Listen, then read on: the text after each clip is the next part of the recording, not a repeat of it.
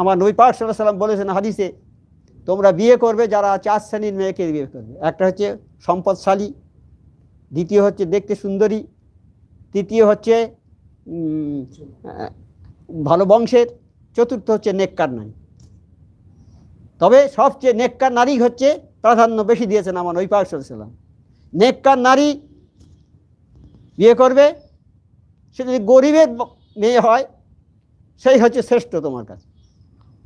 আর খুব দেখতে সুন্দরী, পরী, ডানা কাটা পরীর মতো দেখতে হবে, কিন্তু তার মধ্যে যদি পরহেজগারি না থাকে, সেই মেয়ে বিয়ে করে আনবে, তোমার সংসারে আগুন জ্বলবে, কোনো শান্তি হবে না।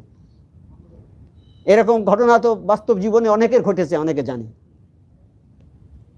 ভালো সুন্দরী, বড় বংশের মেয়ে, নামজাদা বংশের মেয়ে, সেই বংশের মেয়ে আনা হলো, খুব দেখতে সুন্দরী, তার মধ্যে নামাজ নেই, তার মধ্যে পর্দা নেই, তাহলে সেই মেয়ে বিয়ে করবে, তোমার সংসারে আগুন ধরে যাবে, ও ভালো না, ও করা যাবে না।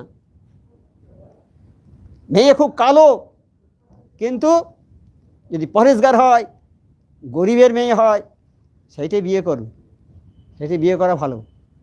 কেন? পরেশগার মেয়েটা হচ্ছে নারী জাতি, হচ্ছে যে পৃথিবীতে যত সম্পদ আছে সবচেয়ে শ্রেষ্ঠ সম্পদ হলো নারী। নারী হলো পৃথিবীর সবচেয়ে শ্রেষ্ঠ সম্পদ।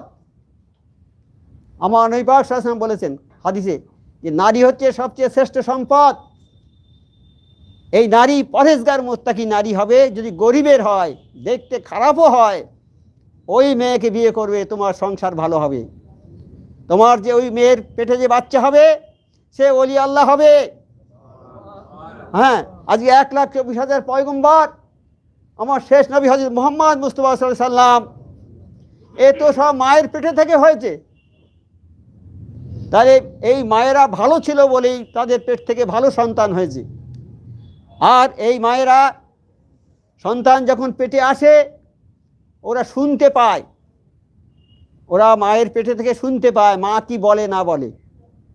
মা যে কথা বলে ওরা সেই রকম শেখে। যে মা নামাজ পড়ে, ওজিফা পড়ে, ওই সেই ছেলে সেই রকম আখলাক তাদের হবে, ভালো আখলাক তৈরি হবে।